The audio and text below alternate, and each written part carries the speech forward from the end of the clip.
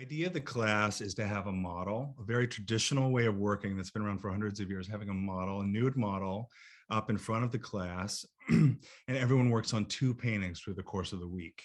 And what we do is try to tackle fundamental issues of light and shadow, volume, um, something called value, which has to do with the grayscale, um, color, creating a palette, and fundamentally looking, like really trying to learn to take your time and look at what's in front of you and then react to it, like one brushstroke at a time.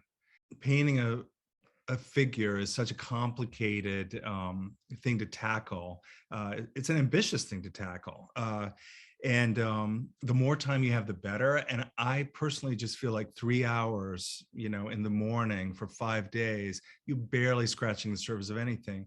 And when you're working on a painting, you really want to have time to get going and get things developed so you can really get in there and get involved with it and take it somewhere. So my idea is to have the students come back after lunch and have an afternoon session as well.